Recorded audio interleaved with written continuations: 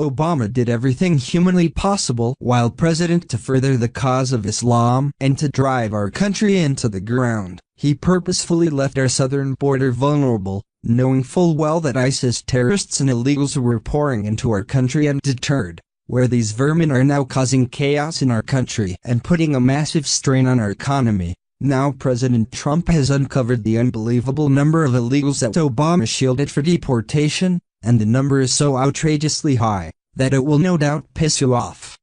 We've seen the devastating effects of what happens wherever illegals are allowed to invade. Just take a look at the massive crime rate in sanctuary cities where we were constantly hearing stories of women being raped and murdered. President Trump is doing everything in his power to undo the damage, where he has been dispatching ICE agents to clean up the mess, as massive deportations of illegals continue to occur. As our new president tries desperately to regain law and order of these sanctuary cities, Trump has just learned how many illegals Obama kept from being deported, and it is astonishingly more people than the entire population of Atlanta. The Washington Examiner reported U.S. immigration officials have revealed that they face a deportation backlog of 550,000 illegal immigrants who were given temporary amnesty by former President Obama or simply let off the hook by liberal judges. The massive backlog is being tackled by Immigration and Customs Enforcement, but the sheer numbers bigger than the populations of Atlanta or Sacramento is overwhelming the agency's enforcement and removal department. This week as ICE and other immigration officials reviewed successes under President Trump, a reporter asked Matthew T. Albans, Executive Associate Director for Enforcement and Removal Operations, if he knew the number of outstanding deportation orders. The conversation went this way: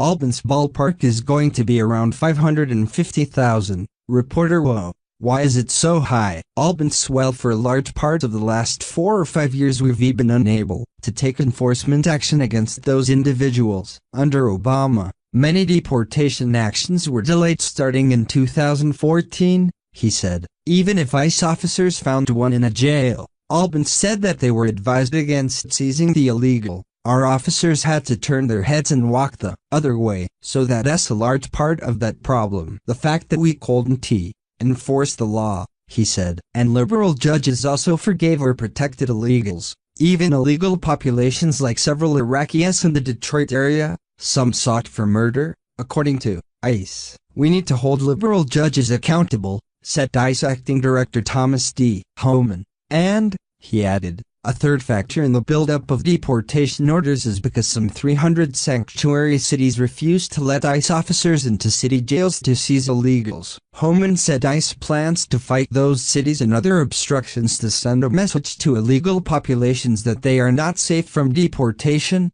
even if they have been in the U.S. for 10 years. There has to be a consequence and a deterrence to illegal activity, or the illegal activity won't stop, said Homan. We've made a lot of headway this year, more than I've seen in a long time, and we've got to keep going down this road. We've got to keep momentum going, he added. This is absolutely alarming. How many more murderers do we have running rampant now? Thanks to Hussein Obama's lawless antics, Kate Steinle's murder falls directly on the shoulders of mayors of these sanctuaries who keep thumbing their nose at federal law by choosing to harbor illegal aliens in their cities. But unfortunately for the leadership of these sanctuary cities, they're about to win a one-way trip to federal prison, after a fed-up President Trump is stepping in to put a stop to this insanity once and for all. According to breaking reports from Fox News, there is now a bill being introduced that would make these liberal mayors and governors pay dearly for their crimes, including huge fines and a 5-year prison sentence for any elected official accused of sheltering these illegal vermin from deportation. This is one of the most aggressive pieces of legislation to date aimed at sanctuary city policies, going beyond the Justice Department's threat to cut off grants to those jurisdictions. According to breaking reports from Fox News,